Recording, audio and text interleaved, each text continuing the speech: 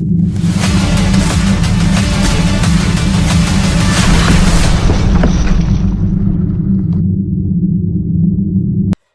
everybody and welcome back to another prediction video on the channel, and welcome to my 2026-2027 Premier League predictions. Obviously the season starts next weekend, however I'm going to be super busy packing for my holiday and I just will not have time to get a video out for you on either and I'm at games on Friday night, Saturday and even Thursday night, so there would be no point doing it later this week. So I thought we'll get it out a week prior to the start of the season. That's why I'm going to be dropping this at 8 o'clock. We'll be live premiering it just like we did for the National League predictions, which got a great reception, so thank you so much to everyone who's joined the channel and everyone who liked and commented on that video, because it took a long time and I thoroughly enjoyed doing it. So let's start off with my Premier League predictions. Who do I have going down? Who do I have winning the league? Where have I got the Reds? And where have I got our big rivals in Everton? So we start off with bottom of the table. And unfortunately, going straight back down to the Championship, I have got Hull City. I just think the way the Premier League is now, you have to be competitive to a point where you can actually take points off the big teams, and I just can't see where Hull are going to get many points. Like the games against maybe Coventry, Ipswich, maybe a Brentford, a Nottingham Forest, something like that, yes. But I don't see where the Tigers are really going to pick up stuff, unless it's at home. I also think Sergej Yakerovic, I think that is their manager, I think he'll be one of the first on the chopping block to leave. I mean, I'm just seeing who has left. You've lost goalkeeper Ivo Pandor. Not many big ones have left. And your biggest signing is Nobel Mendy from Rayo Vallecano. There's not many people there who stand out there to me as a game changer. You do have a good squad. I mean, you've got a good foundation from the side that won promotion back from the Championship when you beat Middlesbrough at Wembley. Ollie McBurney will be one everyone will be probably looking for. He'll probably be in a couple of FPL teams. I know he's not in mine, but there's definitely a good few. I just think Hull are in a position where I do think they'll struggle, and I can't really see them getting out of it, unfortunately. So I think a lot of people will have Hull bottom, and unfortunately I'm one to join. So nothing against Hull City, but I do think you're coming bottom this season. In 19th, I have got another one of the newly promoted sides, and that's Ipswich Town. I think Ipswich is quite similar to Hull in aspects, because you could see literally the exact same, where they could pick up points. I mean, I know one game they definitely will pick up points, and that's at home to Liverpool. I've already got that in my head locked. I just think with Ipswich and Hull, with how similar both squads are, not really much improvement. I mean, Ipswich have brought in Emerson from Toulouse, Abdel Fattahou from Leicester, Florentino from Burnley, Sasha Lukic from Fulham, Shel Sherpan, Issa Diop, Dyson Maeda, Chuba Akpom, Cedric Copra, Kane van Overlaan. You haven't really let many players go. The only one really is Arianet Muric to Sassuolo. But Ipswich is, for me, I just think it's one of them where you're going to need results. Just like Hull, and probably just like Coventry. Because I think Coventry are going to need results as well. But I think Coventry's got more of a chance with Frank Lampard. Ipswich, it's going to really depend how their first month of the season goes. If they're all right, then I could see some good things. I mean, just having a look at their pre-season results, they lost to Osasuna lost to Oxford United, beat Wycombe Wanderers, beat Le Havre, and then beat Rayo Vallecano. So the two last ones are decent victories. Beating Wycombe, you'd expect in pre-season. Losing to Oxford and Osasuna, there's not much to worry about there. So, yeah, I think Ipswich is very hit or miss, but I'm going to have them dropping in 19th. And that brings me on to 18th, and shock, it's a hat-trick. It's all three promoted teams going straight back down. I just can't see any of them surviving. I think Coventry's the club that is definitely the closest to being able to do it. But again, I just don't see where, in a position of mind where Coventry pick up a good amount of points to survive. I think all three teams will be down by the start of May. And if that is the case, it wouldn't really shock me. Because, I mean, I don't really know what. I mean, they brought in Caleb Jurenski as your big player from Nordsjælland. Obviously, he was good in the World Cup for Ghana, scored that goal against Panama.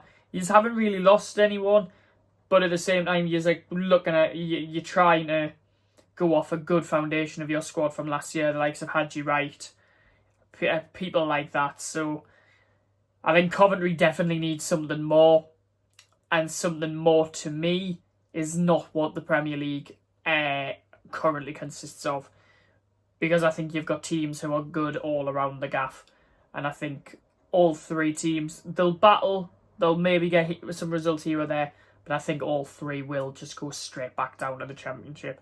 And it wouldn't be surprised if it's the three who got relegated from the Championship come straight back up with a bit of a yo-yo effect. So yeah, that completes my relegation zone, and it's to no shock that it's all three promoted teams. 17th, now this is a very rogue one. This might be one I'm very wrong with, but it's purely because I don't think they've had a good enough transfer window. That's Crystal Palace. Obviously, they're reigning UEFA Conference League champions. They're going to be in Europe in the Europa League. So you've got to take that into account with will Europe impact them, and they haven't done a lot of business, in all fairness. I mean, Takahiro Tomiyasu on a free, Oscar Mingueza on a free. Dwight McNeil was a swap deal, I believe, with Brennan Johnson with Everton. But the players, two big boys you've lost. Maxence Lacroix was obviously on the books of Liverpool, chose Chelsea, and yes, Brennan Johnson to Everton. I was right about that. Palace, I do think Palace will struggle. And I like Crystal Palace. Not when they play Liverpool, because our record against them is rancid. But I do like Palace. I like the way they play. I did like Oliver Glasner, but obviously he's now not there. And that also worries me. I think there's a lot of managerial changes that we'll talk about throughout this entire prediction video. But to me, at Crystal Palace, it just seems like they're still riding on a high from the last couple of seasons, and winning any European trophy is really good. I'm not having a dig at that or anything. I just think I can't even spell. I just think with the way Europe goes now, especially with how the Europa League is, I've just got a real strong feeling that Palace are going to struggle. And that's why I've got them 17th. I may regret that. I definitely might regret that. But, I mean, we'll see. I mean, I think there's a case and scenario where anyone could go down, anyone can stay up. But I do think they're going to struggle. So yeah, I'm going to go Crystal Palace 17th. That might shock quite a few people. In 16th is another one that I think will cause a bit of a rift, and that's Fulham.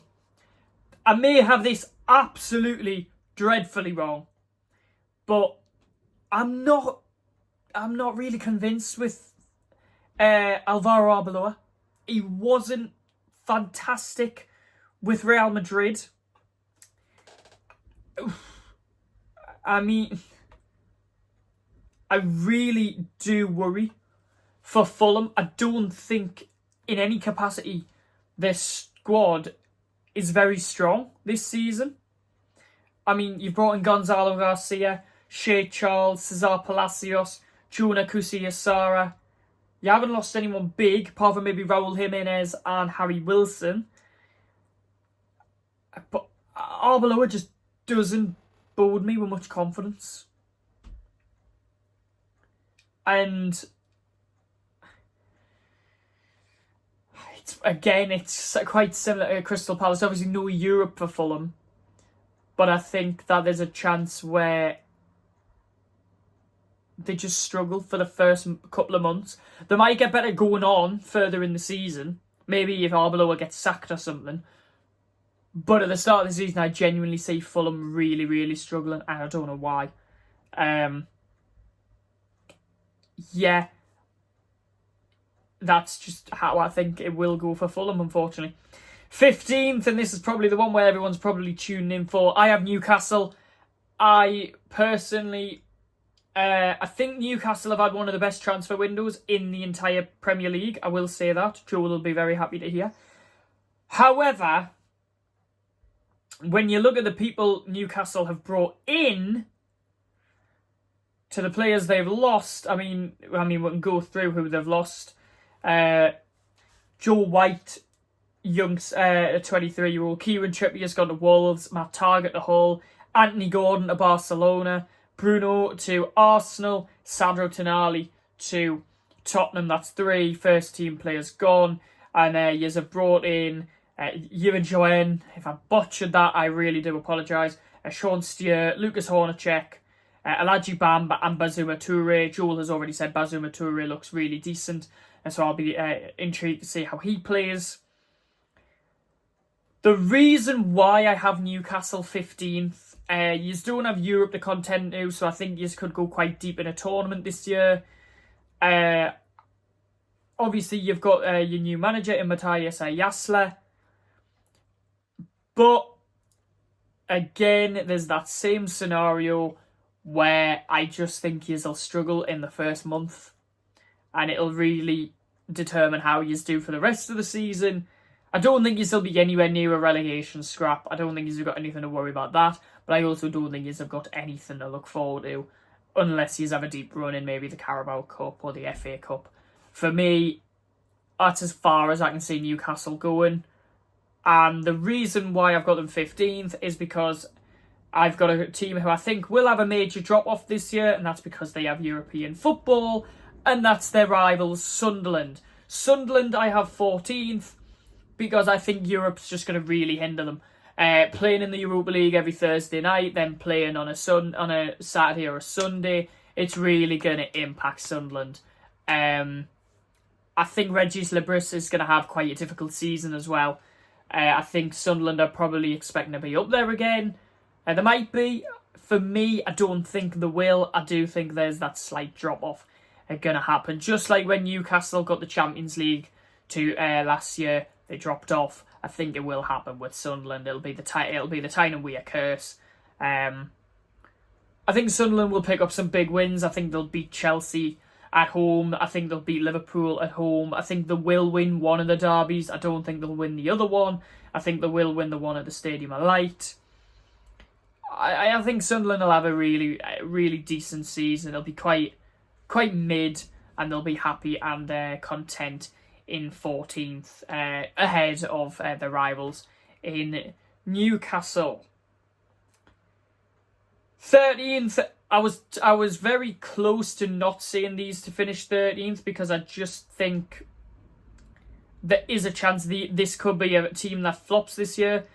But that's Brighton. And Brighton, I have coming 13th.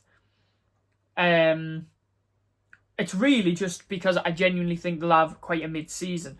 Fabian Herzler isn't a bad manager at all. I thought he did quite a solid job at the end of the season with Brighton.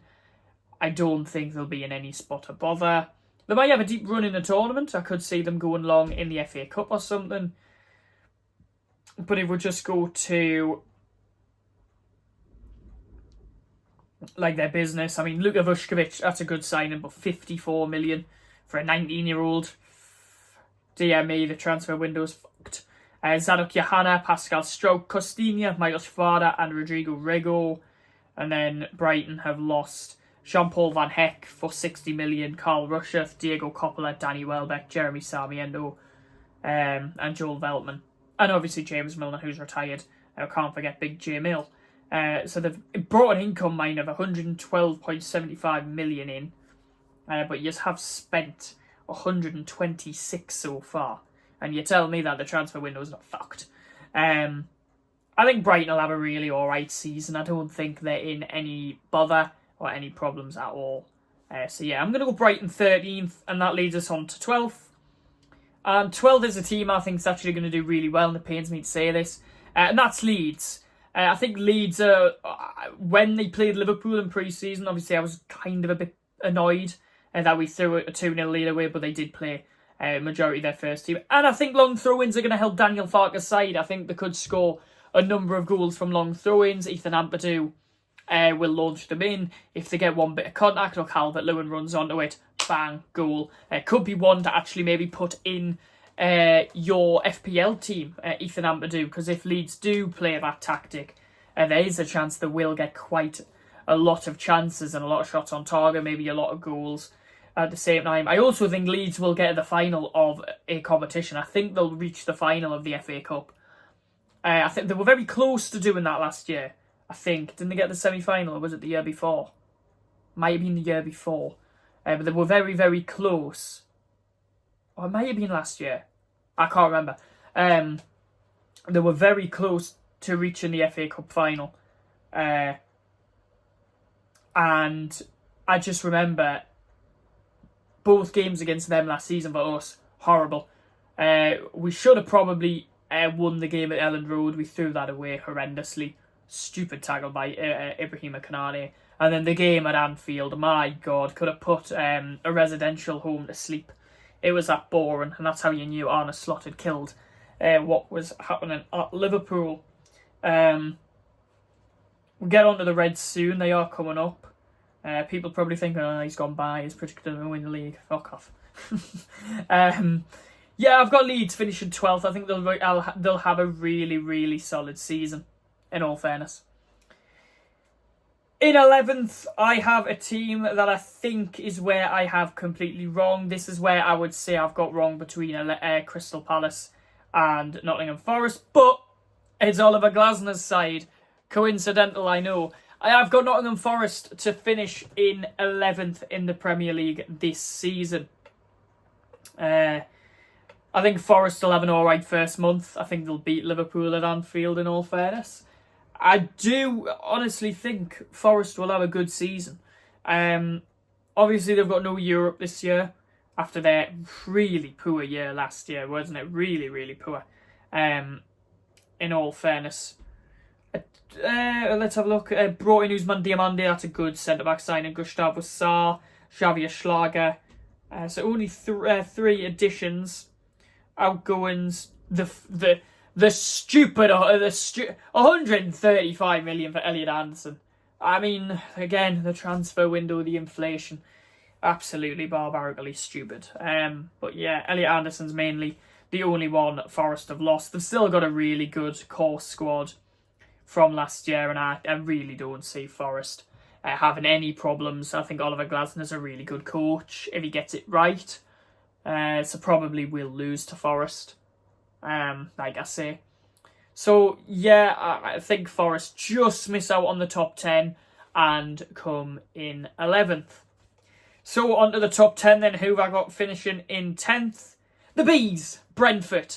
Brentford were everyone's pick to go down last season, and I think I said from the get-go that I think they'll have a really, really solid season and nearly get in Europe. And what did they do? Very nearly got Europe. Brentford had a fantastic season last year. Obviously, they beat Liverpool at the G-Tech. They drew with us on the last day. I think Brentford will have yet another really good season. Not as much a good as last, but definitely a good season. I mean, years have brought in some good players as well. Mamadou Sangare, someone I really, really liked from Law. Yannick Schuster, Jaden Anthony. Callum Wilson is a weird one, but it's a fair one. And the only real man you've lost is Frank Onyeka to Coventry, which, I mean, and Jordan Henderson really for experience. But I've got no problems with Brentford. I really like them as a club. I actually really like the G-Tech as well as a stadium. I did like Griffin Park before they got rid of it. I think it might still be standing. I don't know. That's an away ground I would have loved to go to for the Channel, Griffin Park, but sadly that won't happen, unfortunately. I think Brentford will have another solid season, and I've got them to finish in 10th, trying to speed it up again. In 9th, and just missing out on European spots, not by much. I've got Bournemouth, AFC Bournemouth. I think Bournemouth still have that core squad that got... do Bournemouth have Europe? Do Bournemouth have Europe this season? Correct me if I'm wrong. Are Bournemouth in the Conference League? I think Bournemouth are in the Conference League. We'll find that out later in the season. But if Bournemouth are in the Conference League, I think that's why they'll miss out on Europe this year. I do think there's a strong chance they could win the Conference League, if I've got that right, and they are in there. I am actually I'm gonna double check that, because I think Bournemouth are in the Conference League. Are Bournemouth in the Conference League? Just to make sure that I'm not being silly.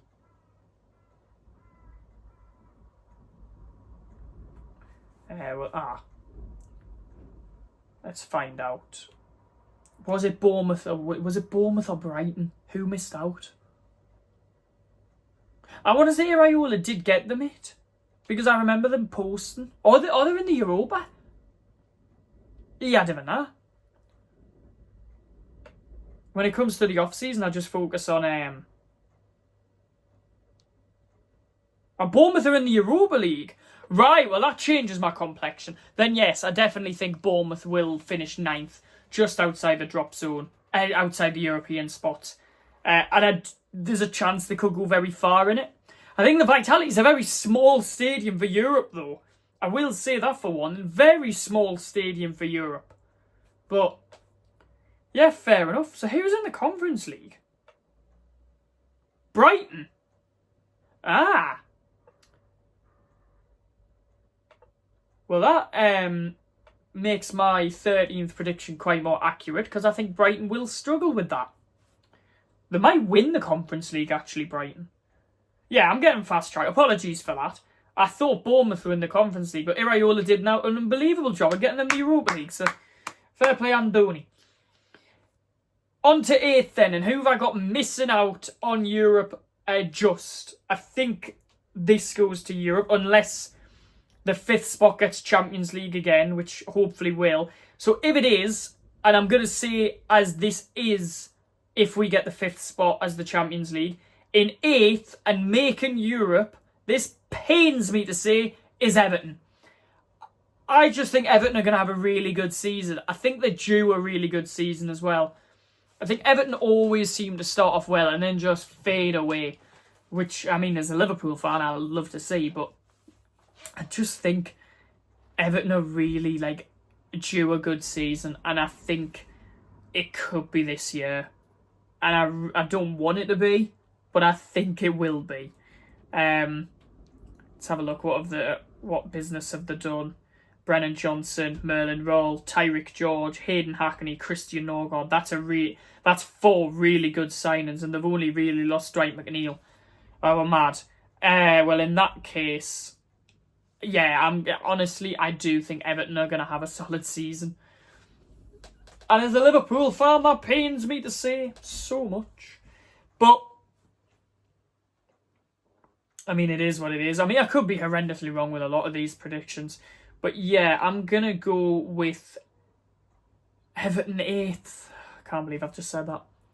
7th, and the UEFA Europa League are making a return to Europe. I think this season will be Tottenham. I think Tottenham have made a number of wholesale changes in the summer. Roberto De Zerbi looks set. I think Tottenham are going to have so much more better of a season than what they've had in the last 2 years when they finished 17th both seasons. I don't think that's happening for one this season at all. I think Tottenham will be in the European spot, and you look at who you've brought in: Sandro Tonali, Mateus Fernandes, Jean-Paul Van Heck, Andy Robertson, Martin Dubravka, Marcus Senesi. Some really, really, really good signings. And you've only let go of Vuskovic, Lancashire, Velish, Solomon. You haven't lost many players, not many big ones, and you've brought in some standouts. I mean, Mateus Fernandes will start every week. Van Heck will start every week. Robertson, I would imagine, will start most weeks. Tonali should start every week.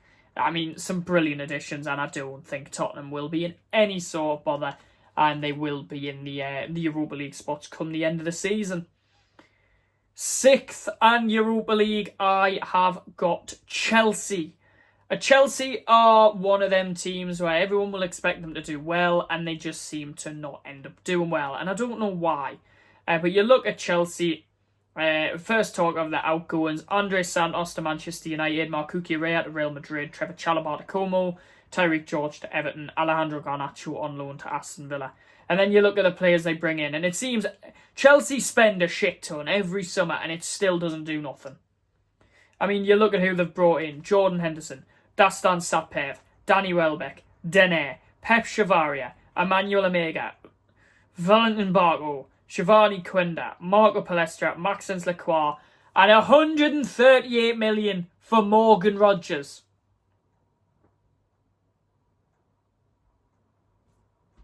$138 million. 138 million. Fucking hell. Chelsea's a really... it's just a weird one. There's something about Chelsea that always makes me think that you'll have a good season and then you just drop off. And when you drop off, you just don't recover it. And unfortunately, I just think that's the way it's going to go again for Chelsea. And you're under Xabi Alonso. So his first season in the Premier League could be a hit or miss. Could be one to watch if they struggle at the start of the season. Because Chelsea, we know, like to sack managers very, very fast. In 5th, and the first Champions League spot if we get the top 5, or it will be the Europa League spot if we don't get the 5th spot, is Liverpool. I don't have us coming in the top 4. I think we're in a transitional period. I think Andoni Iraola actually has his work out from him, unfortunately. I don't think we're going to have too much to write home about this season. We haven't done fucking nothing in the transfer window. I mean, what have we really done? Andy Robertson's gone, Konate's gone, Salah's gone, Pechi's out on loan, and Reece Williams has gone, and then we've brought in Ronald Araujo on loan, which is decent. Victor Munoz does look a good player, and Jeremy Jacquet, who hopefully will make his first start on Sunday against Como. That'll be nice to see there. I don't want to mention what I am about to mention because I could fucking jinx it, but we could be about to be offering a new bid for Bradley Barcola. I'm sick of the saga. Just fucking do something. Give us a here we go. I'm fed up. I just think we'll have a really mid-season, in all honesty. I think we will get to a final of a tournament. Whether that is, it will not be the Champions League. I will say that for sure. I think the Champions League actually will hinder us, and that is why I've got us not finishing in the top 4. For me, I just think we're in a real predicament and a transitional period. I think we're going to be relying on the big boys. We need Isak to shine. We need Flo to shine. We need Sobo to shine. We need Ali to be unbelievable. We need him to have an injury-free season. I think there's a lot of if, buts and maybes for Liverpool this season, which is why I don't have us coming in the top 4. Coming in 4th, though, I have a team that I think will do extremely well in the Champions League, and they narrowly just lost in the Super Cup final. That is Aston Villa. You know what? I'm going to applaud Villa in every aspect. Behind the scenes, Unai Emery, from what they did back in 2020-21 when they were inches, they were like that, to getting relegated, to now being Super Cup runners-up, Europa League winners. I mean, you've got to applaud it. You've just got to applaud it. Really, really impressive from Aston Villa. And your transfer market just speaks the volumes. Yohan Manzambi, you nicked him from Newcastle's feet. Joao Gomez, you nicked him from our feet. Modou Keba Cisse, Alejandro Garnacho on loan. Some really good additions. Yes, yous have lost Morgan Rogers, which is a huge loss. But yous have inherited 233 million from that. Yous could go and get an absolute outringer out there. Honestly, I'm going to say this. This is a really bold prediction. In the next 5 years, if somebody said, who do you think would win the Premier League? Aston Villa. I think Villa have a real chance of winning the Premier League. I also think you have a real chance of winning a trophy this season. Don't know what it is. I really don't know. I don't think it'll be the Champions League, unfortunately. But I do think you have a real big chance of winning a trophy in this season. And you've got a real chance of doing something spectacular. So yeah, Aston Villa, for me, congratulations. I've got you finishing 4th. So in 3rd, I have got Manchester City. So City, obviously under Enzo Maresca, they're not going to be under Pep Guardiola. It's going to be a bit of a new system. I've watched some of their pre-season highlights and I'm not too convinced that they have a title battling squad. You haven't really spent the cash apart from Elliot Anderson, 135 million. But you haven't really brought in many players. Mathis Detobe, Jeremy Monga, Pierce Charles, they're all young kids and a 34-year-old goalkeeper who's just never going to play. It's like Edison. And then you haven't really lost anyone either. James Trafford, Manuel Akanji, Nathan Ake. Bernardo Silva's probably the big one that you have lost. But I just think City aren't going to have a good enough season. I just think Haaland will obviously be the main carrier. Doku as well, I think. I just think City are really going to be in a bit of bother, and I don't think they're going to be anywhere near the title. I think everyone's going to have it between City and Arsenal. However, for me, I've got it between United and Arsenal. Who have I got winning the Premier League? In 2nd place, I have Manchester United. I think United are going to have a really good season. I think Michael Carrick's going to have them right up for it. I think they'll be better than Man City. I think they'll be better than Liverpool. I think they'll also win the Carabao Cup. There you go. There's a prediction for you. I think Manchester United will win the Carabao Cup.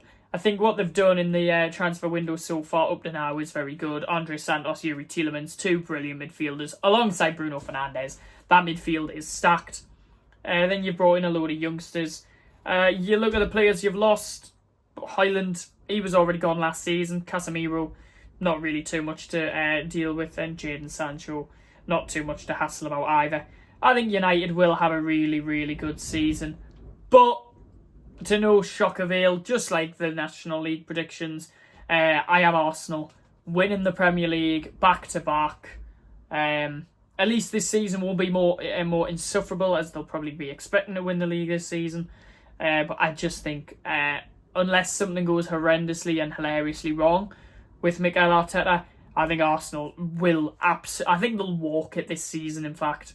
I think they'll do what Liverpool did in 24-25, where they'll just steamroll it. You look at who they brought in. Bruno, Pierre Hincapié permanently, Christos Solis, a good signing that Christos Solis. And you just haven't really let many players go, have you? Leandro Trossard, but you've got the likes of Noni Madueke, Bukayo Saka, Declan Rice, Gabriel, the arsehole, David Raya, Calafiori. I mean, the list goes on. And there's just, I don't see a situation where Arsenal don't win the Premier League. That's simple. And that is my Premier League predictions. So there you go. In 20th, Hull City. 19th, Ipswich Town. 18th, Coventry City. 17th, Crystal Palace. 16th, Fulham. 15th, Newcastle United. 14th, Sunderland. 13th, Brighton and Hove Albion.